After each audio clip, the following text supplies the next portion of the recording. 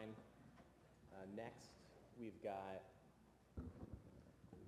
we've got Bin-Chu Wang from Harvard, who's going to talk about feature accentuation as a stringent test of model-brain alignment.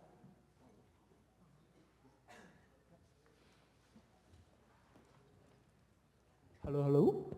Yeah. Hi, everyone. Thanks for inviting me to this exciting symposium. And I think many of the points I'm going to make has been excellently made by previous speakers, but there's still something new. So in the last few years, we have seen many exciting works on the lines of model-optimized stimuli, and from the labs, including Corner Lab, Ponce Lab, and Andres Tolia's lab, and DiCarlo Labs. And given this flourishing of methods, and we can categorize them into 3 different axes.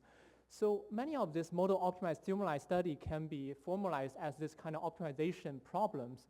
So first of all, you get your stimuli and how you parameterize them using pixels or using something else. And you have your response functions, like you have a target neural network to optimize, or you have something like perceptions or neural responses. And finally, you have your optimizers, and usually you use gradient, but some use other things. So generally, we can categorize this numerous methods into 2 camps. In one camp, people tend to use strong regularizations or parameterization of stimuli, like Afras has pointed out in his work.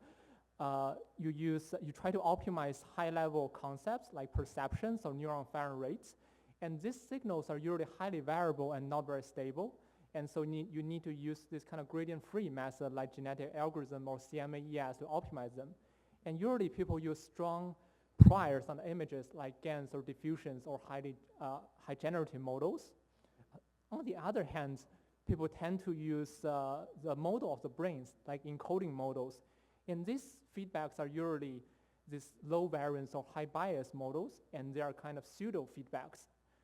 And for these people, they usually use gradient-based optimizations, like in the earlier pipelines, and the weaker priors on the images, for example, using pixels or Fourier parameterizations. So contrasting these 2 type of methods, the first camp is highlighting we need a strong prior on the images to optimize these stimuli walls. On the other hand, we rely on the surrogate models or encoding models to optimize this stimuli. So in some sense, this model needs to be really aligned to the brain for it to really work, as pointed out by earlier works from General Feather. So in this talk, I'm going to talk about 1 line of work trying to use model-optimized stimuli as control and use them to compare encoding models.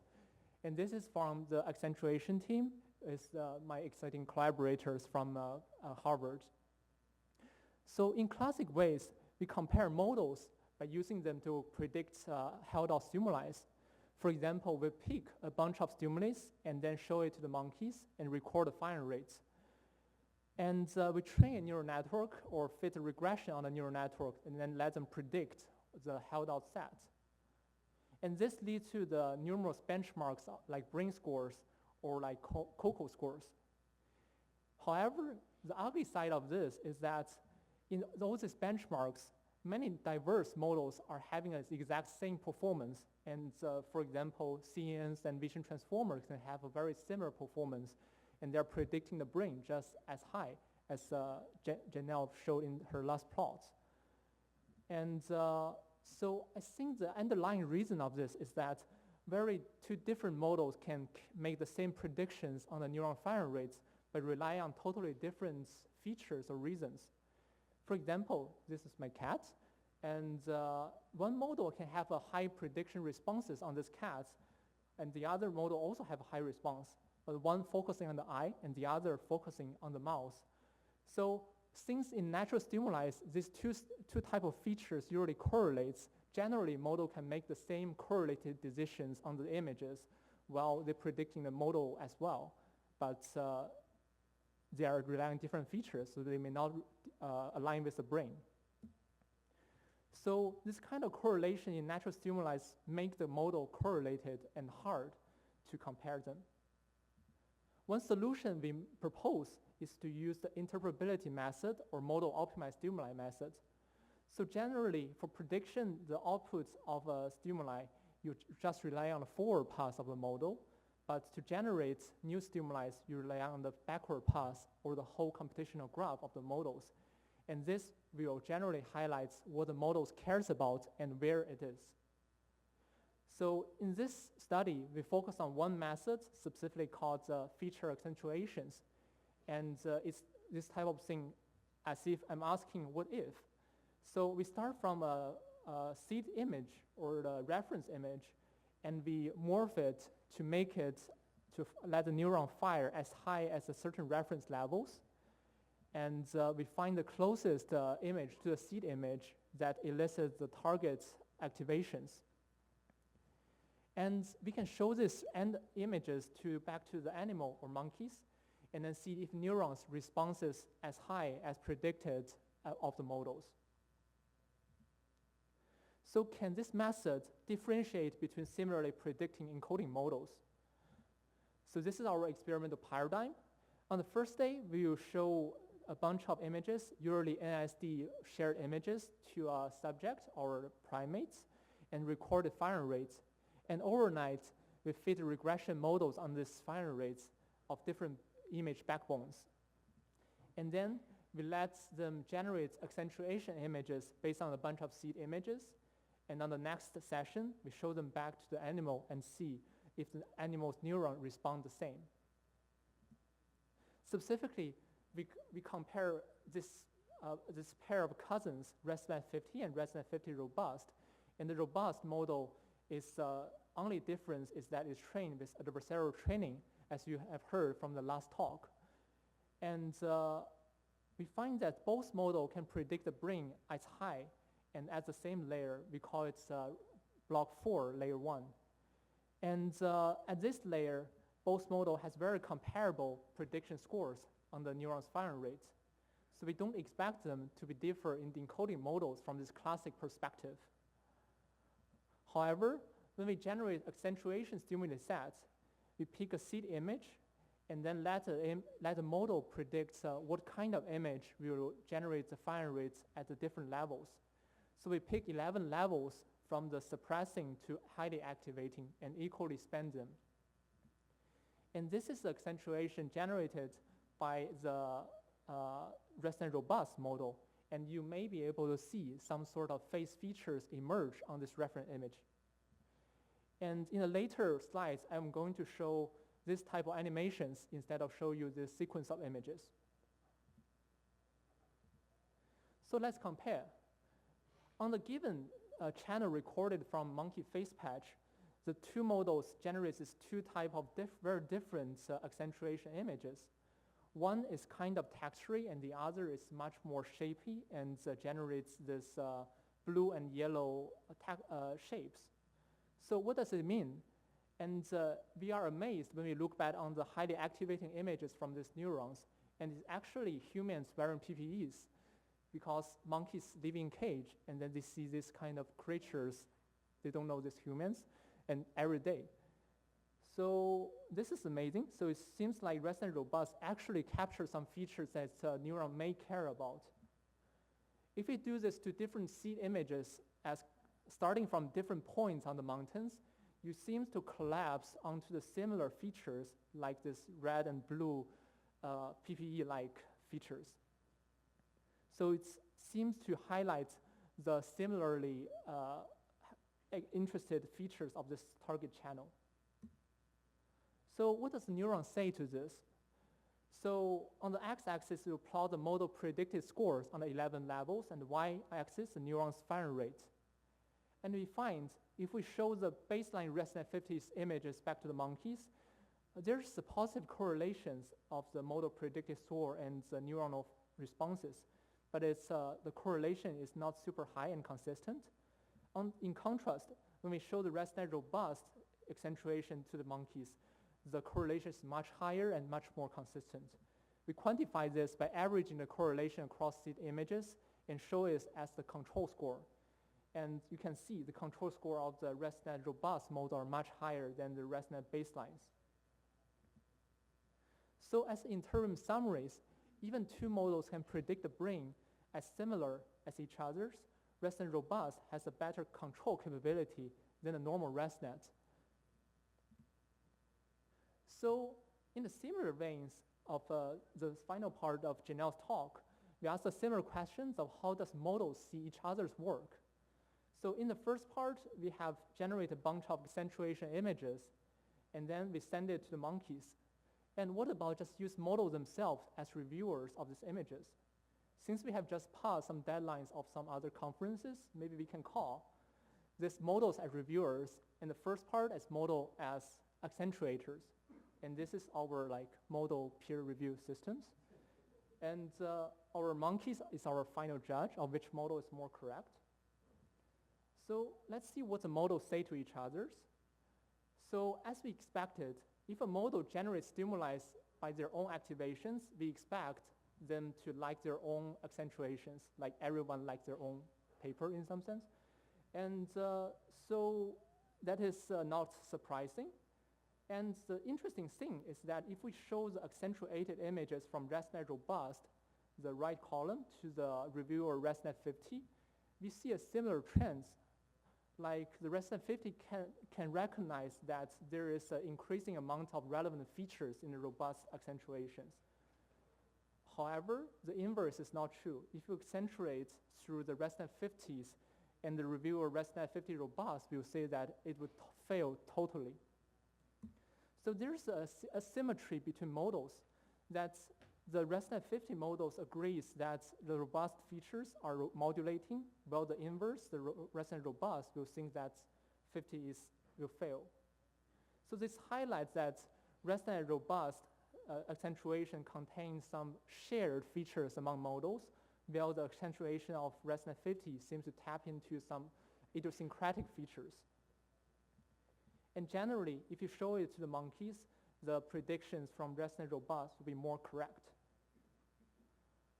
So as a summary, if we just look at the accentuated images from ResNet Robust, both models can predict the neuron firing rates as accurate as each other's. However, if you show the images from accentuated images from ResNet 50, both models will suck worse. So as a summary, the ResNet 50 can predict that the robust accentuation are effective, highlighting these shared predictive features generated by robust models. And the robust model is a much more stringent reviewers, which rely on features that are shared and more with the brain. Given that we have some controversies between these two reviewers, what about we just maximize their controversy? So we inspired by this line of work from Chris Gort's lab of controversial stimuli, and we try to maximize the disagreement between the two reviewer models, and we can maximize the ResNet Robust accentuation while minimize the ResNet 50 or vice versa. And so this highlights the unique feature to each models instead of the shared features. As you can imagine, if we accentuate towards the ResNet 50 and suppress Robust, their difference will be maximized, and the vice is also true. So on this type of stimuli, the two models will have totally anti-correlated predictions, which makes the brain be a better judge. So we show this controversial stimuli to the monkeys' brains, and then recorded the neuronal firing rates to them. And generally, the monkey's firing rate is more correlated with ResNet Robust controversial stimuli, which is summarized in this plot. The ResNet Robust prediction is generally more correlated with the brains, and that's a positive correlation, while the ResNet 50's prediction is negative correlations. So these experiment paradigms let us visualize the prediction features of the non-shared features, and it seems like the predictive feature unique to Robust is still correlated with neurons, while those unique to ResNet 50 are not, which is reflecting and similar to the conclusion from the last talk. In the final part, we are planning to scale this up, and this is very new data and just recorded from last week. So we're planning to scale this up as a benchmark. So we choose 10 different vision benchmark backbones, like the classic ResNet and AlexNets, And we included some robust VIT models to test if robustness or adversarial training is a key component. We also tested some top brain score or COCO score models and the latest SOTA VIT models from industry. And we recorded from 5 monkeys, thanks to Mark Livingston lab. And we generate 27,000 feature accentuations. As pointed out earlier, this takes time, and it just takes like 40 GPU days. And in the end, we get the benchmarks comparing 10 models. So on predictivity, the 9 models, AlexNet is the outlier. All other 9 models predict the brain as highly as each other's. So showing that the traditional benchmark of brain predictivity may not differentiate between them. However, if you do feature accentuation on these images, you see very different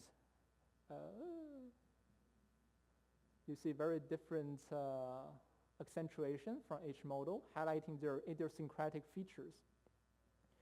And as you can notice, ResNet50 Robust and the Cliff AG, which is the robust trained vision transformer, share some interesting features in their accentuations.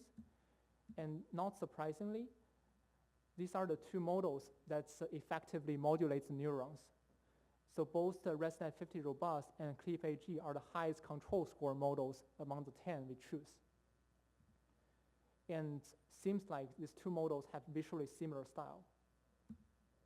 As a conclusion, in this talk, we show that the vision feature accentuation can visualize the neurons' predictive features they care about and differentiate between the similarly predicting models.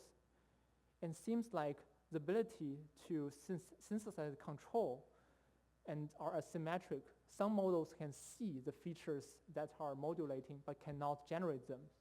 And robust models, both in convolution neural networks or vision transformers, are able to generate these highly modulating images. So this finding is consistent with many previous findings from DiCarlo lab, from Janelle, and from Tolia's lab, which is talking next. And seems like adversarial trained models have these very interesting properties that can modulate our perceptions and be a good models for brain neurons. So why that's the case? Maybe these models are intrinsically modulating, it's intrinsically energy-based models. It is modeling the density or the distribution of natural images, similar to diffusion models. So maybe we are secretly using some sort of generative model even in this type of no generative model pipelines, since in this case, our encoding models becomes our generative model as in the other case. So maybe we will see some unification of these 2 line of approaches. And in the end, thanks my dear collaborators and thanks for your attention. If you want to learn more, we'll have a poster on this on Tuesday morning, and I will also present a talk on similar methods on Monday morning. Thank you.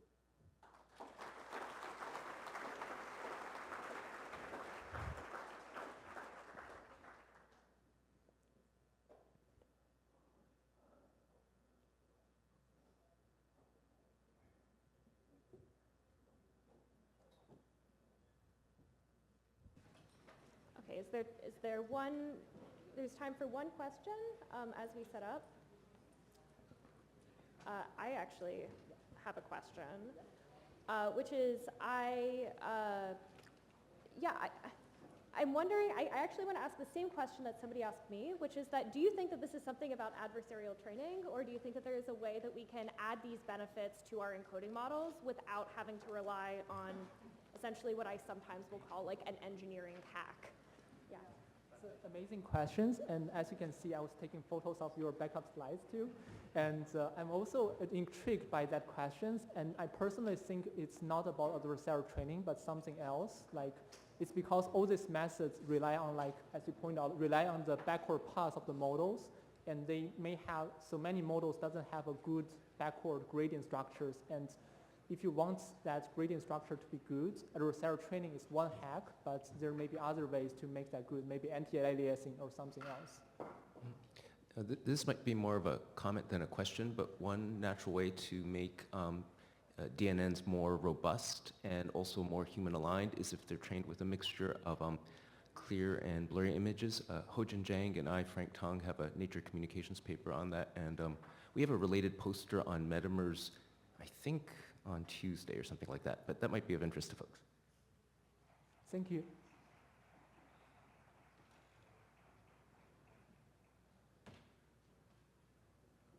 This might be a, Yeah, sorry. we have time for one question because I think that our last speaker is virtual and we're having some issues connecting. Yeah. Okay. So this might be a weird question. I'm trying to think through this. So in the model, I'm trying to connect your talk to Arash's talk. In the model, movement in the space is possible, right? But for the neurons, that's not the case. So there's internal dynamics that that prevent you from moving in every direction. So you're interpreting this as being the models focusing on different features, but also like you need to consider the fact that when you show another image to the neuron, you're actually simulating a coalition of neurons that have internal dynamics that might not let that neuron move in a particular direction. So I think that makes it very complicated to interpret the correlations between neurons and the model in this case, right? Yeah? Yeah, that's an amazing question. So I think I'm giving this whole talk pretending that neuron is living alone, and we are predicting this one neuron and it's like scalar fire rate or something like that. And we know that's not the case, and they live in networks and they are affected by others. So we kind of hope that this interaction effect can be marginalized and modeled by these kind of feed-forward models like these transformers or like convolution networks. But maybe that's not possible, so we should consider this interaction more seriously and model them exactly.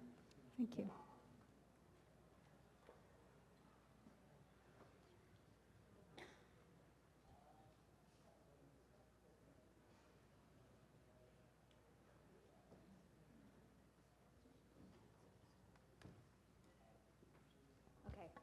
Thanks, everyone. I think that are we good to go or not yet?